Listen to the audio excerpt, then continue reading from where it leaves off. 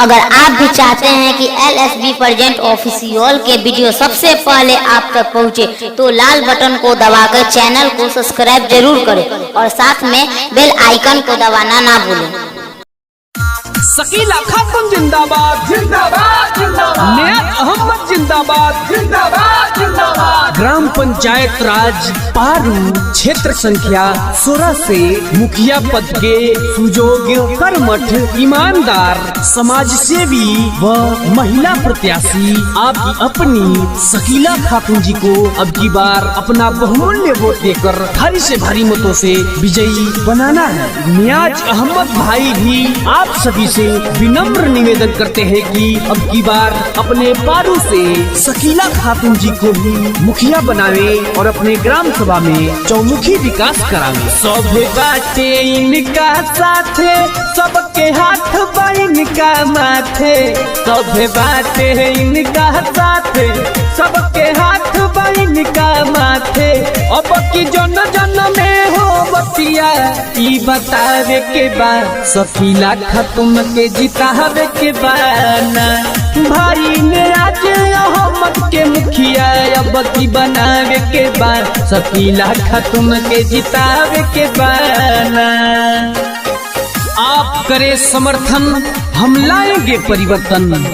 तो याद रखिए भैया, अगर परिवर्तन लाना है तो शकीला खातून जी को मुखिया बनाना है। करी लेनी हो अब की दे दीजिए समर्थन।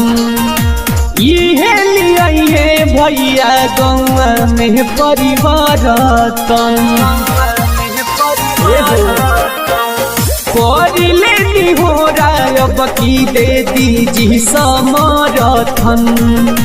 ये लिए भैया गौवा में परिवर्तन। चाचा चाची जी याद रखी हो ना भुलाए के बाद शकीला खातून के जितावे के बाना।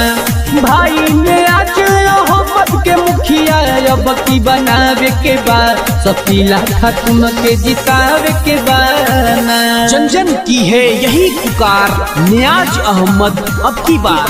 तो याद रहे भैया, नियाज अहमद, नियाज अहमद, नियाज अहमद, नियाज अहमद जिंदाबाद जिंदाबाद जिंदाबाद। पेंशन आवास राशन कार्ड बनवाई है, कोई के विकास अपन गौवा के सजाई है।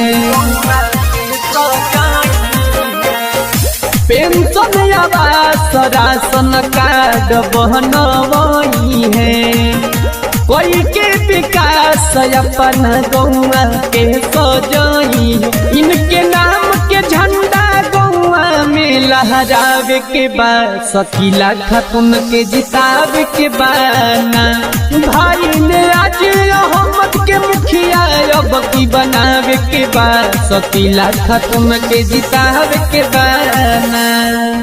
शकीला खातून जिंदाबाद जिंदाबाद जिंदाबाद, नियाज अहमद जिंदाबाद जिंदाबाद जिंदाबाद। शकीला खातून जिंदाबाद जिंदाबाद जिंदाबाद, नियाज अहमद जिंदाबाद जिंदाबाद जिंदाबाद।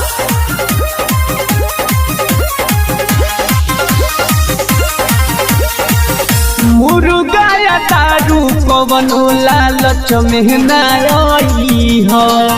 पारू से नियाज अहमद जी के जीताई हो।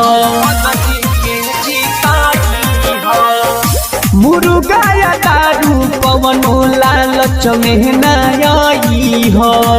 पारू से शकीला खातून जी के हो जीताई हो। याद रखी अब की ओटवा ना बहकावे के बाद शकीला खातून के जितावे के बाना।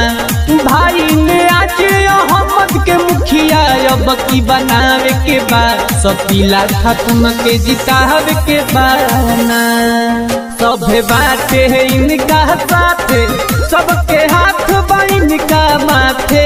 अब की जन जन में हो बतिया ई बतावे के बाद शकीला खातून के जितावे के बाना। भाई ने आज अहमद के मुखिया अब की बनावे के बाद शकीला खातून के जितावे के बाद।